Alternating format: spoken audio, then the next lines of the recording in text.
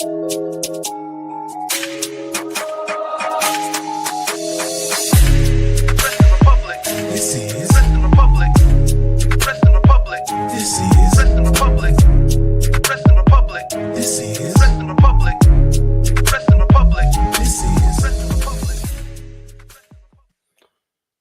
afternoon, everyone. It's your boy Shad Talks Graps, and we are back with another installment of the Wrestling Republic Daily Broadcast.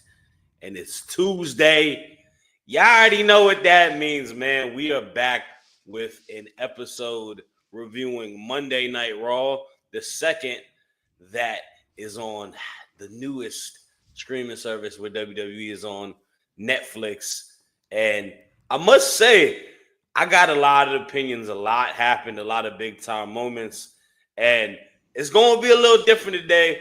The bro Chaos is not on the show today. He has some prior engagements that he has to handle. It's okay. We got my right hand man. You know, me and bro over here are, you know, we tend to argue here and there, but we get along for the most part. I like to say he's like the British version of me. My man, Jordy in the bank. What's going on, brother? Hello, my man. Yeah, it's good. It's good. I take that as a very big compliment, being the British version of you. I'll take that. It's good. We're both very passionate about our opinions, Shad, but there is certainly a very high level of respect there, I feel. So that's why I think that we can have debates, but it never gets personal. It never gets, you know, below the belt, left field. We're just passionate about who we like. Me, Rhea, you Liv, you know, right now Rhea's on top. Liv was on top for the longest time. So I'll celebrate that a little bit tonight. But yeah, it was a good episode of Raw, second on Netflix. As a wrestling fan, I think I preferred this one to last week's. Yeah, we had some huge, big kind of rolled out the red carpet last week. But I mean, this week was, I think, a little bit better in terms of what we saw in the ring, as well as story progression and stuff like that. So I'm excited to talk about it. Yo, and Jordy, I definitely agree with you. I enjoyed last night's episode more than I enjoyed the season premiere of what we got. And we're definitely going to get into that, talk about a lot of it. And man, let's kick off with the first topic at hand. And that was the, I believe, opening segment of the night. One CM Punk coming out, flexing a little bit, got a big time victory in a big match against his rival Seth Rollins last week on the Netflix debut. We also had Seth Rollins pop up after that, and Seth Rollins telling him that he's going to get his comeuppance. He hasn't forgot about this.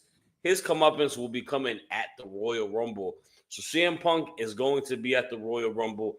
Seth Rollins is going to be at the Royal Rumble. We get one other individual popping up, and that is Drew McIntyre, who also, you know, puts a little flair, talks his talk amongst them, and he also says that he is going to be in the Royal Rumble. A lot of what he says is tied to what's going on with his issue with Roman Reigns, more importantly. And you know, it was definitely a good start to the show. You see the star power between all three gentlemen. All three gentlemen are kind of coincided within rivalries amongst each other. Punk getting two big victories against both of these gentlemen in his last couple feuds. And we got Drew McIntyre versus Seth Rollins next week on Raw, which is a pretty box office match, if you ask me. Jordy, I want to just ask you first and foremost, give me your thoughts on the initial promo, and then we can kind of go back and forth talking about it with each other as well.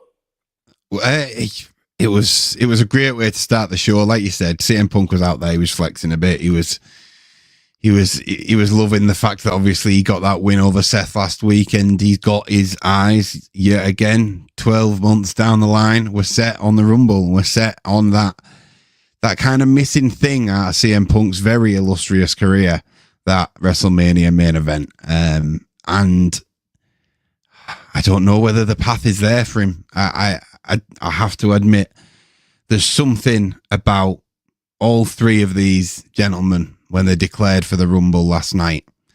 And I said in our group chat, didn't I, that I've got a feeling that this year's Chamber could be one of the most stacked men's Chamber lineups we've ever seen. I think none of the three of them are going to win the Rumble. I think that they'll all end up in the chamber. I think Cena will end up in the chamber as well with them three.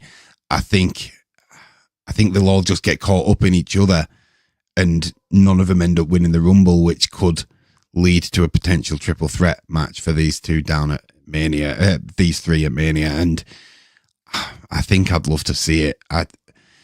Triple threats have been something that have been done really well under Triple H's regime, and these three, I just feel like they could complement each other so well. Not just in the build-up. We obviously know the Punk and McIntyre feud. Like you said, Rollins and McIntyre is huge. The last time we saw that match was WrestleMania, by the way. Like, that's how big of a match that is, and we're getting it on Raw next week. So it's exciting. I think some people do think that Punk is going to win the Rumble and head for that main event at Mania, but I'm not so sure. What do you think on that?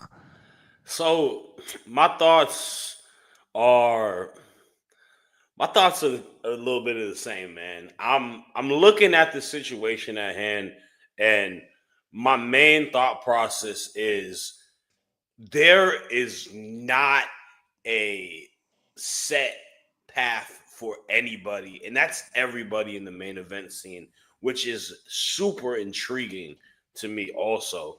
You know, we are months away to the WrestleMania, but the build to the WrestleMania, I think when you open the avenue and open the door with all of these people kind of feuding amongst each other, it makes it where your mind kind of is shuffling cards a little bit, because you can kind of fill in and fit a lot of different situations. With Drew McIntyre, we're alluding so much into Roman Reigns, but Roman Reigns does not have a belt. And I don't know how we get to Drew versus Roman Reigns, just because as much as Roman did beat Solo Sikoa, the first plan of action has to be Cody Rhodes, in my opinion. You know, that's the belt he lost. That's the match he never got once losing at WrestleMania. So going to a Drew McIntyre, how do we get there? How does that happen? With CM Punk, we talked about the favor with Paul Heyman. That also has to deal with Roman Reigns, in my opinion. Like, I don't know what it is, but for some reason, it just feels like Roman is still the center of the main event scene, but he doesn't have the belt. And then we got Gunther, bro. Like, I don't know who goes against Gunther. What's Gunther's avenue? If I was a betting man, I feel like Cena winning the Rumble makes sense in going against Gunther, just because Gunther needs a shot in the arm. He needs a shot in the arm. There hasn't been a compelling feud for him since he's been the world heavyweight champion. And I'm not putting any fault at him, but I feel like the WWE has kind of been a bit stagnant with his title reign and not making him feel. They're trying to, like, you know what it is? They're trying to, like, run the same storyline with him as the Intercontinental Champion. Yeah. But it's kind of like people are a little bit tiresome about it. It's a little boring, where Cena either helps him make us intrigued again, or Cena gets his moment. And that's not a bad thing also. I mean, what do you think about that idea? Obviously, you're a Cena guy. Yeah, I mean, I wouldn't say no to Cena winning the 17th championship at WrestleMania. Absolutely not. My only question is, like, it's early on in the run, in the farewell tour for him to do that, and he's opened his big mouth and said that he's going to be at the Chamber. Yeah. So, I mean, he's not. Maybe, I mean, I'd have to go back and study what he said, but I don't know if he said he's going to be in the Chamber or whether he's going to be at the Chamber, because I think there is a potential of like a him versus Ludwig Kaiser elimination chamber, because he's got Gunther at Mania. That's a potential possibility. I want to throw something at you though that I've heard no one speak about. What about Roman and Gunther? Ooh. Because, like, surely execs will want Roman as the champ on Raw on Netflix. Maybe. Yeah. Do you see what I mean? That they'll put on a banger of a match. Roman will be the face. Gunther will be the heel. Like, you've got that dynamic. People will cheer Roman. And then you could have Cody against Randy, maybe. And then you can have Seth, Drew, and Punk all spin off into a triple threat. It's annoying because the ideal situation is The Rock comes in for a triple threat with the Roman and Cody. is that would be the ideal situation, but it doesn't look like that's gonna happen anymore. Roman and Gunther definitely intrigues me just because I've never seen it before. It's never happened, And and he it didn't is a have that clash. belt either. Yeah, and it's Like, Clash of the Titans too. It's two of the biggest, dominant champions in the WWE in the last 5 years going against each other. And yeah, like you said, it's a new belt tied to it. I gotta also say this though, because you did say Seth Rollins. Seth Rollins is someone who might be the most selfless professional wrestler in the WWE. The fact that this man is willing to give, his seat at the table, quite frankly, and give opportunities to be the fall guy to make people get an opportunity like Cody, right? Let's not forget about that. Cody's return was against Seth Rollins. They had a 3-match feud, and Cody won every damn match versus him, including the classic Hell in a Cell match with the torn pec. Okay, so Seth Rollins is a big reason for that. Roman Reigns, his title reign, that was the most compelling opponent other than Jey Uso and obviously Cody Rhodes to me going into that was Seth, the Royal Rumble match, the Shield, and of course everything tied to the Rumble last year. And now we're talking about CM Punk. When is Seth Rollins going to get an opportunity to be the guy again? He's been the flag bearer for WWE the last 10 years. Man, the dude is a company guy. He does everything they ask him to do. They done messed him up prior with the whole Fiend stuff. And let's get him back in the position, man. This guy is someone who I look at like his Shield member John Moxley in AEW, where they put the company on their back. I want to see Seth get an opportunity to be a champion again. So even if it's him versus Gunther at Mania, bro, and he beats Gunther for the title, I would love it. I think exactly what you've just said there is what Seth's whole argument against CM Punk is, and I think that's why it is dividing fans, because I wouldn't say I'm a Punk guy, because obviously I was a Cena guy, so it's kind of hard to be both when you're growing up. But right. I love Punk. I absolutely love Punk. I've not really. Maybe the person's a bit selfish, whatever. But as a professional wrestler, he's incredible.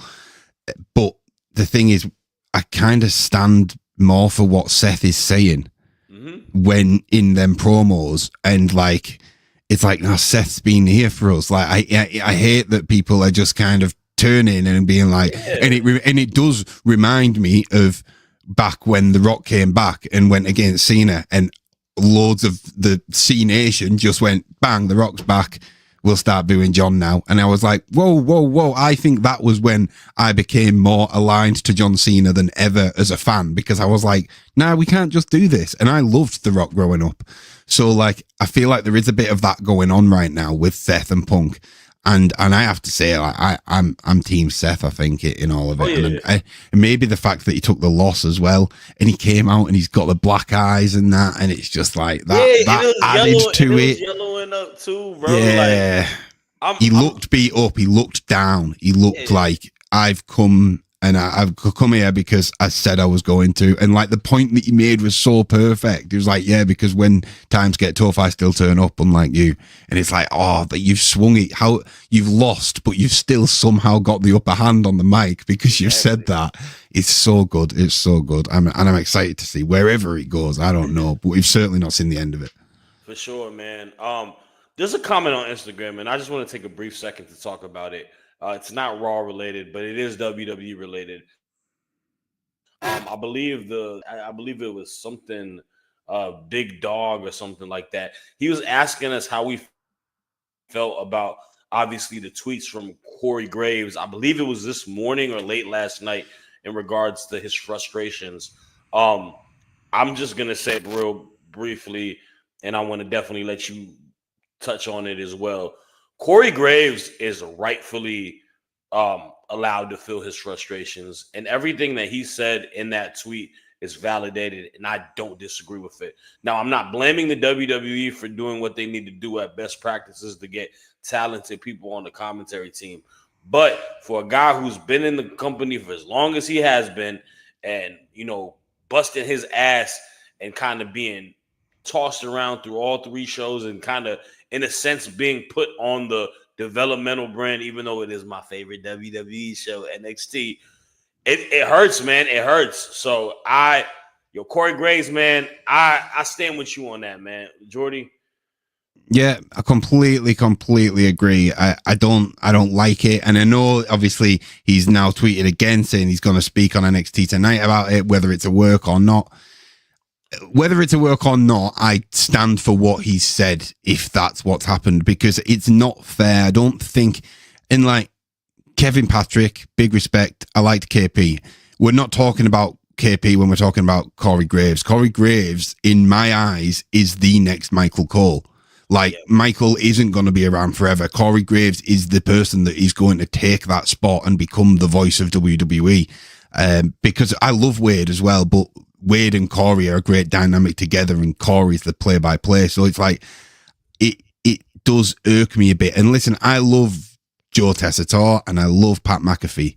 Mm-hmm. However, and I think most WWE fans, maybe not, definitely I would say on Tessitore, but if you were to say, look, like, we've got these two guys, we'd all go, oh, amazing, great. And then you go, but it is at the expense of Corey. I'm pretty sure a lot of us will go, well, hold up then. We don't need them. If we're losing Corey, exactly. Then no, don't give us them. Fine. It's so like it is, I think it's a completely fair point, whether it's a work or not. But I think there's a lot of fans out there that do feel the same way as him. So it's got a reaction. So for sure. Let's get a couple comments in before we get to the next topic as well. Because y'all going crazy, and I absolutely love it, man. We got the homie I Make Beats. What's going on, Brody?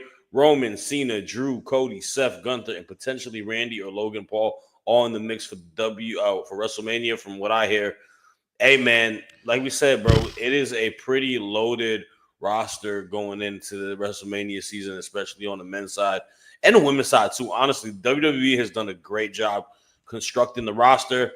We're going to talk about somebody who just got added to the roster very shortly, and I'm excited about that. DC Warlord in the house saying Logan Paul is becoming the new Veer Mahan because he's coming.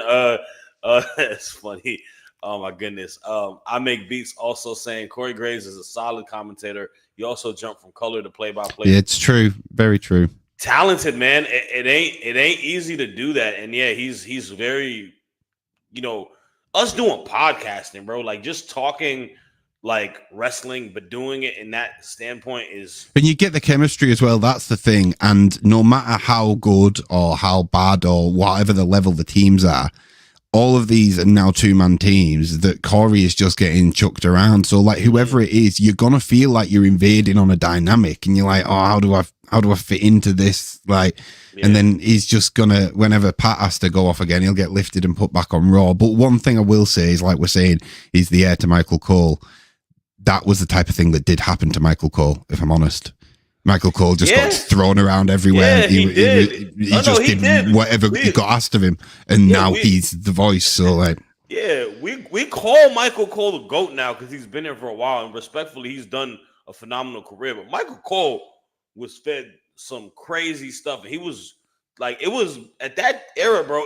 Jim Ross and Jerry King were the staples of it. Cole, Taz, like they were in ways more of an afterthought, but Taz being a former wrestler, people had it like that. So it's gonna be interesting, man. I'm excited to see what happens tonight on NXT. I'm hoping this will work. I would hate to see Corey Graves be gone from the company, but time will tell, man. But let's talk about what is current, and let's talk about a debut last night, man.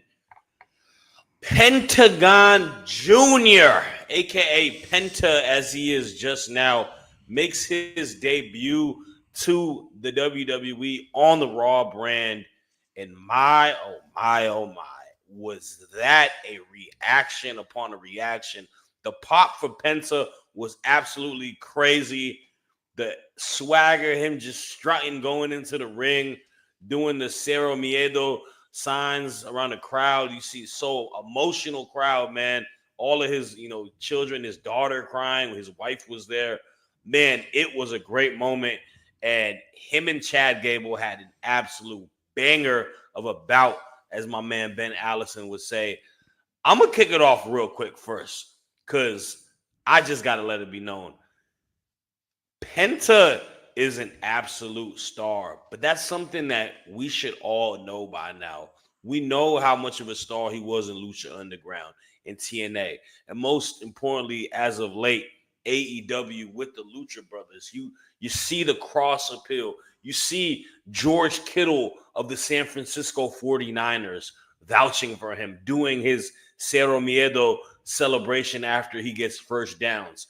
The guy was a absolute fit going into the WWE. And if I had to pick someone that would have been maybe one of the smarter guys to get from AEW, he would definitely be on the list. Like, no lie.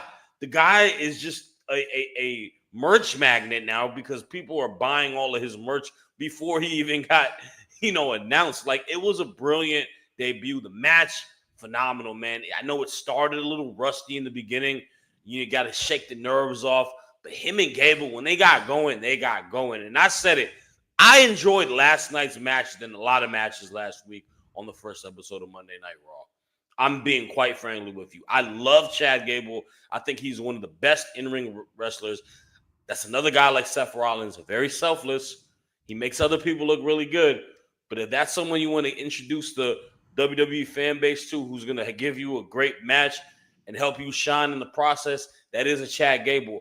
Penta is one of them ones. But I need to say this, and I don't like the tribalism thing that people put towards it. Let's stop acting like AEW is not a big-time wrestling promotion. Because if people don't watch AEW, then how does everybody know Penta?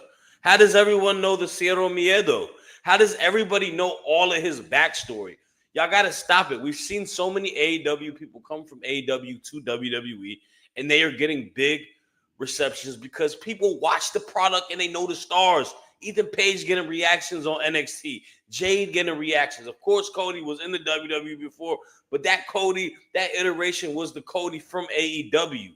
So let's give, the competition is credit. I'm not saying we got to, throw a parade for them. This isn't some big win for them last night, but y'all got to understand, wrestling is a wide scope, and AEW is part of this wide scope.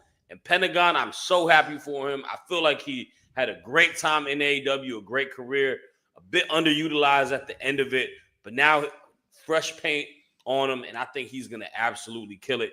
Jordy, you are somebody who doesn't know him as much. Also, I do agree with this. Being in the West Coast in San Jose, that did help his debut a lot. Smart place to debut him at. What are your initial thoughts of last night's match and just Penta in general? Penta is, I know because I'm one of them people who doesn't watch AEW as much, but you also know I'm not one of them people who drags AEW down to the ground. I think that people don't realize that WWE is probably where it is because competition came along, and competition breeds great product, because obviously you're trying to be better than one another. That's why, as a wrestling fan, it's the perfect time to sit back and just enjoy it, rather than kind of having that kind of tribalism, gatekeeping attitude to it. And we had a debate earlier about kind of men's roster at the top end. Who would you take in AEW, WWE right now? And the one thing that I said is that I think some people do deny is that any of them could go to the other company and succeed and main event. That's the thing. We're talking about cream of the crop of the wrestling business here. And Penta is one of them things. One of the things that I think struck me last night, and you're right, being in San Jose is a perfect kind of debut place. But there will have been some people in that crowd who maybe don't know who he is, who maybe have never seen him before, and he will have left an impression on that crowd 100%. Even if you just knew a little bit about him or you weren't the biggest fan of him, the way that crowd reacted to him last night, anybody who wasn't a fan now is a fan of him, and that is such an incredible platform. He said that WWE is home now. like you said, I mean, I work in marketing. I look at him and I just see dollar signs. Like he's an absolute merch machine. He can talk as well. The potential, obviously, they interviewed Rey Mysterio. I think that's a match that people are going to want to see in WWE, a match between them two. And it's almost like, I know obviously he came across as a face last night and he got cheered, and rightly so. But when you look at the dynamic of what Rey Mysterio and what Penta looks like, it's almost like angel and demon. Like it's like you've got that, it writes itself. Rey is the kind of ultimate hero. And Penta, although last night he was having fun, in the initial sense, if you just saw a photo of him, you would be like, that looks like a scary guy. You know what I mean? So I'm just so excited and certainly intrigued to see what they do. And where they go with him. But yeah, to your point, Shad, it proves that I think anyone of that caliber, regardless of what brand they were at, if they become a free agent, the other one's going to sign them up. That's going to happen. And that's a great position for the wrestlers and the superstars that we love and we spend all our time watching. It's such a great position for them to be in, that knowing that there's most likely already a door open before the other one closes. So all thumbs up from me. No, for sure, bro. And I definitely agree with that point because to that, I mean, we get excited when we see people like Bobby Lashley, Ricochet. They just came to AEW. Like, this is a genuine fun moment. It's like us watching sports when your favorite soccer club gets a transfer of a player that comes to it, right? Like, you get excited about like that. Same for NFL when a big time free agent signs to your team. It's an exciting time, and we're all hip to it. We're all privy to it, and man, you're in for a treat, bro. Because I tell you this, that's a smidgen of what he can do. The guy with him and Ray, if Ray Phoenix obviously comes to WWE, right? I'm sorry, I'm not trying to put that. That's a rumor. It's not real. I don't know.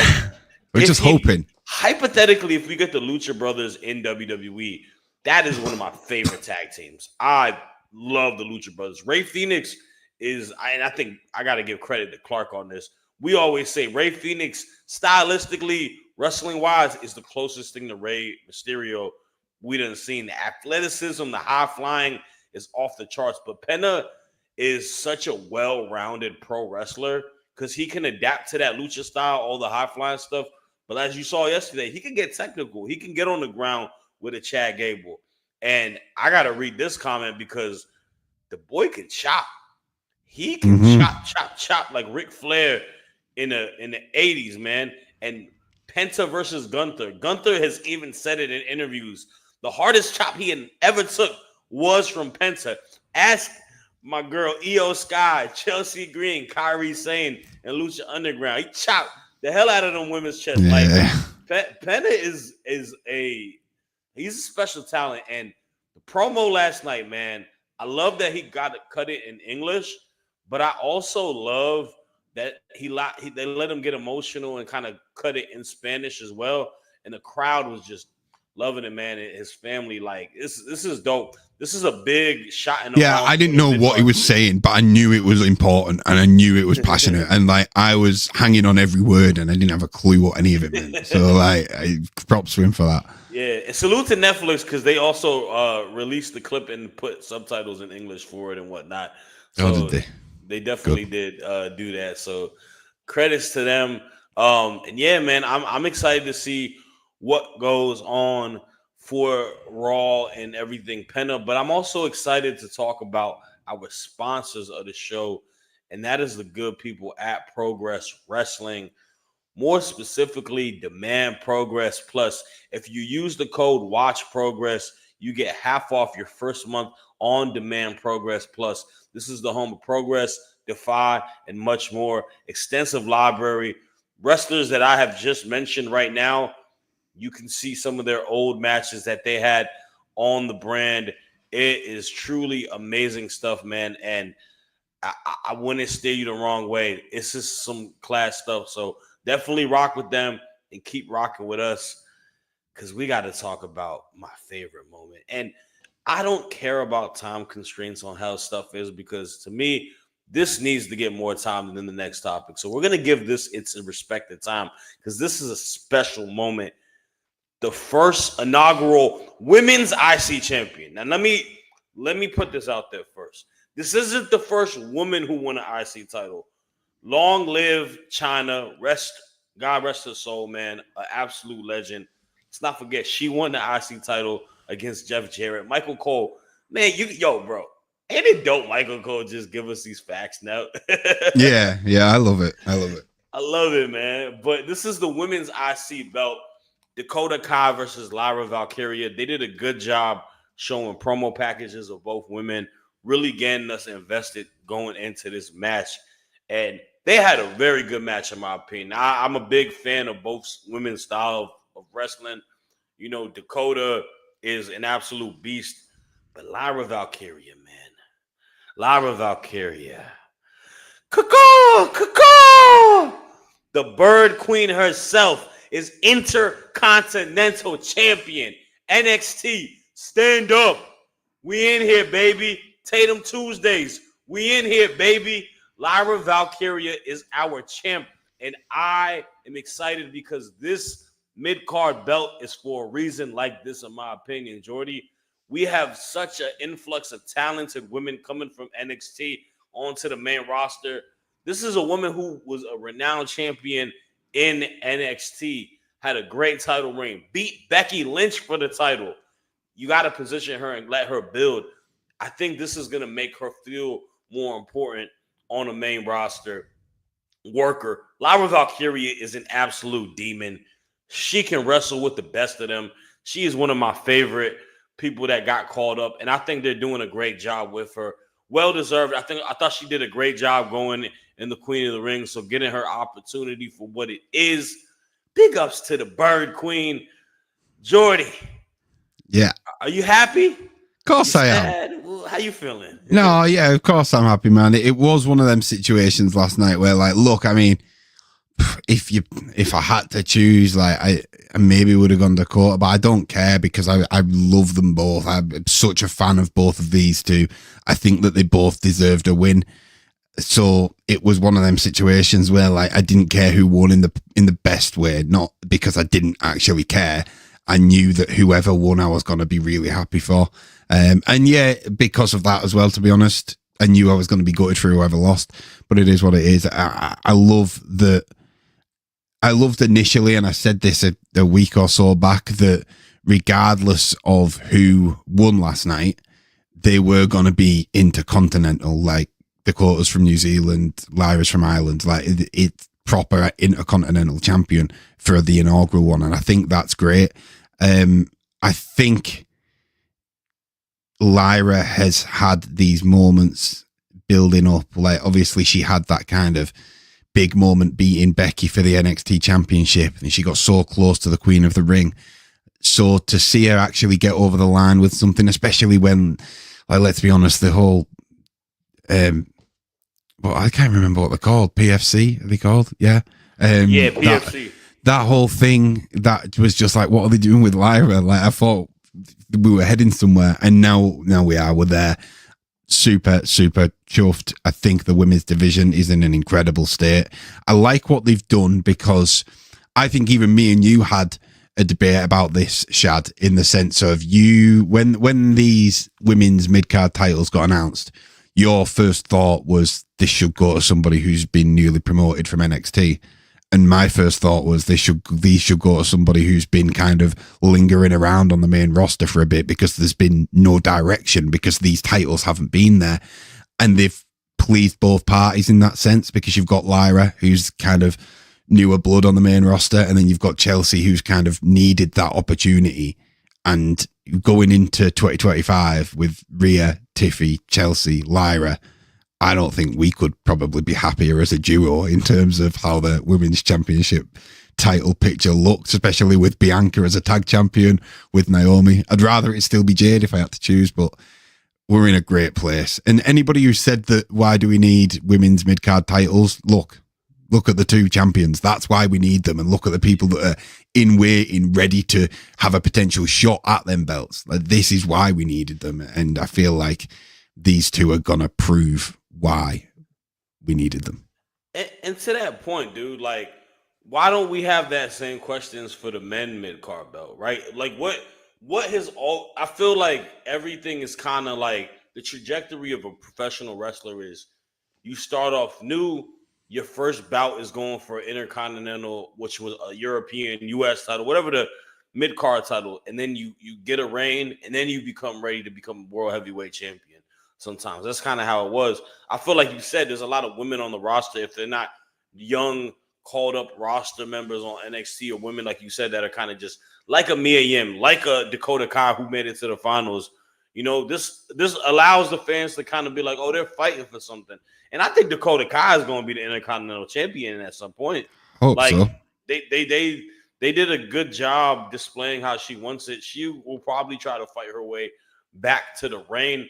But yeah, I mean, to me, they need to build stars, and this is a way to build a star in Lyra Valkyria. I think she is someone that has kind of passed the test in NXT when they gave her the title, held the title during a time where it ain't easy, bro. Like I love the women's division, but when you're someone as young as you are, but you're the most experienced, just because it's a lot of people who are new to the world of pro wrestling, and you're kind of carrying that title and going against people like that's why I think Roxanne Perez is one of the most special talents in the world. Like that ain't easy, and I think Lyra has a chance to really have a good intercontinental reign. Got a lot of comments for this, which I love to see as well. Number one Superfly saying congrats to Lyra winning the IC championship, her first feud. Let's see her versus Zoe or her versus Shayna. Revisit the PFC wheelhouse. Maybe that could definitely be something I could see happen. Coach 23, give Lyra versus Becky for the IC title at Mania 41. That moves me. I like that. I do as well, because there's something, and it's something that I think we're going to touch on as time goes on, about who's a Grand Slam champion and who isn't now. And with IC and US titles in the picture, I can't imagine your Becky Lynch's, your Charlotte Flairs, your Baileys not wanting to get them at some point before they retire. And yeah, Lyra versus Becky would be an unbelievable match at Mania. Yeah. I think Becky would want it as well. Yeah, the story writes itself. I mean, both women, have competed against each other. Becky has kind of overtly put her under her wing in a sense. Both being of Irish descent. I think they're both very different characters, but I think that is a very, good story to go back for. I make beats also saying Lyra deserves that gold. History in the making. Mm-hmm. Coach 23 also saying Lyra is a superstar. We got a lot of comments for the girl Lyra, man. I make beats with a great comment. WWE's women's division has so many talented wrestlers, but the booking fails them, and the tag belts are pointless. The main roster, and then they definitely need the mid card. It's belts. Because it was like you came up from NXT, and it was like you either go thrust into the world title picture, probably lose, and then where do you go? Or you just get, right, who else is up here kind of lingering? You could make a tag team, and it was so irritating to see that happen with people who we knew had legs in the singles game.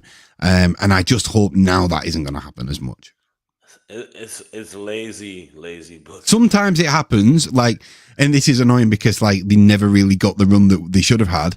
Chelsea Green and Sonya Deville got thrown together, and their chemistry felt perfect from the start. I mean, and then Chelsea got thrown through injuries. Piper is a good duo too, and they were kind of random as well. Yeah. Well, that was because Sonya got injured. Chelsea's partners kept getting injured, didn't they? It was Carmella, then Sonya. Well, Carmella didn't get injured. Obviously, she got pregnant. Different thing. So Piper works the best out of them because Piper has a sense of charm and charisma too. They look like they have fun together, and they laugh and they stuff like that. And it looks like she was scared of Sonya, and it was a different dynamic, but it was funny. People forget they gave her the name Dewdrop, and they had her working with freaking Eva Marie. I rest my case. Yeah. Let's get to the last topic, man. And this was the main event of last night, which kind of shocked me because I was like, oh, this is the main event. Interesting. But it is a blow-off match, and it was a street fight. Damian Priest versus Finn Balor. to the heavens, man, to the wrestling gods, please let this be the last time these guys do anything together. I am begging you, please. I do not want to see them tied to any more storylines. But it was a very good street fight, highly entertaining. The best spot, obviously, um, the injury to one Finn Balor being put into the stretcher, Priest running in, getting him out, and just beating him. Priest going against all of the Judgment Day, getting some help from the War Raiders. Very, very fun, very uh, chaotic. Thought it was a good bout. Now I'm ready to see what is next for these guys. Damian Priest is someone who I find very talented, our former champion. Let's get him to do something, man. There's some good people that I want to see him feud even without the belt. Let's get him in that. Finn Balor, Judgment Day.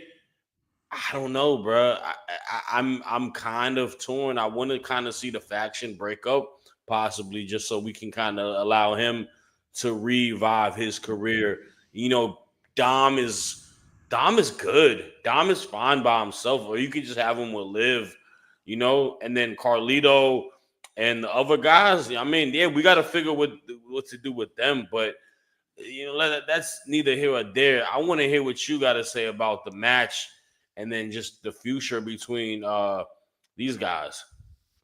I mean, yeah, the match was good. I can't deny that. I wasn't shocked in the sense that I knew these two guys would put on a great street fight. That broken arrow through the table from the crowd, that was a great spot. It was something special. But I do have to agree with everyone. I think it had run. I think that it's probably, hopefully, is the payoff. I look now and I think where do we go with Priest?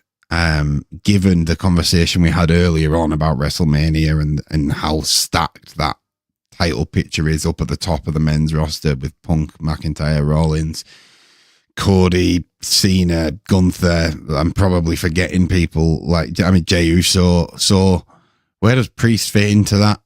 Him and there's a couple of people who I'm huge fans of. I'm just a little bit worried for right now, and that's Damian Priest and LA Knight.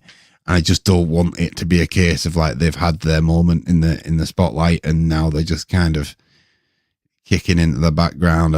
I don't know genuinely where Priest goes after this, because I don't see it being a title shot at Mania. Could it be Bron Breakker? Maybe. It could be, I guess. He had that little thing with the War Raiders. Maybe he's going to get a break. I don't know, but that's the only thing that kind of, when this match finished, and it was a good match, and I got involved in the match, and it was just that moment of seeing Priest win and thinking, what now? What now for my guy Priest? Because I want him to become a champion again. But when I look at all them names, I'm like, oh, wow. I don't think you can really jump in. You've not got your briefcase anymore to kind of jump to the front. So yeah, a little bit worried in that sense, but hopefully, as you guys all in the comments are saying, hopefully that is the end of it. I feel like wrestling feuds are a little bit like cooking a steak. Do you know what I mean? Yeah. You need to get it out of the pan at the right time and it'll taste beautiful. If you leave it in a little bit too long, it'll still taste nice, but it's not as good as it could have been. This was left in the pan overnight, I think. And I think we were all just happy to eat it, but nah, I could have eaten this yesterday. Nah, for sure. And I do want to give a couple comments before we close out the show today. Numero one Superfly saying the street fight was fun. I so hope this is the end of the feud. If again they do feud again, which I don't want, then make the loser must get their head shaved. Yeah, why not? Breeze bald would look kind of weird. I ain't gonna lie, bro. Let Finn shave his hair. He might be able to hit that off a little better. We got the homie Fernando Zayas also in here saying Finn needs to move the SmackDown away from the Jumbo Day members. Wow, the Jumbo Days. That is kind of crazy. I ain't gonna lie. And then Coach 23 said they have had great matches. However, there's something off with their chemistry. The chemistry definitely, I don't know, man. It is a little odd. It's just a storyline to me. It just kind of ran its course. And then he also says Reigns, Cena, CM Punk, Seth, Drew, Jay, Knight, Priest, Finn. Royal Rumble is already stacked. Yeah, it's gonna probably even be more crazy, man. Especially if they let my dog Obafemi in to the house. And last but not least, man, I don't know where you've been all show, big dog. My dog MDB. I love you, Solo. And then he also said, Cierro Miedo. The homie Penta is in the WWE. And yeah, man, that does come with our show. We also got this is one person in the IG's going crazy. Sonny Dalton and Sandy. He did say that. How about the Gunther promo? Yeah, brief second, it was a great promo. I thought him and Jay building up a Saturday night main event is going to be special. And then the homie Sean Broski says he hopes we see a few surprises for the Rumble. Pretty sure that will happen. That's what the WWE does. So, but that is all the time we have for today, man. Jordy, thank you as always, bro. It's always a pleasure. And if y'all ain't got nothing to do this evening or tonight, we will be on off the air right after NXT is done. It is a Tatum Tuesday. Hopefully she's celebrating somewhere that her girl Ira Valkyria won. And we'll be back at the same time tomorrow, Wrestling Republic Daily broadcast with a news episode. So pop out, show love to us, like, comment, and subscribe. In the words of Jay Uso, deuces, ooses, and also Northern British Clark. We had to put that out there for you. Y'all be easy, man. Peace.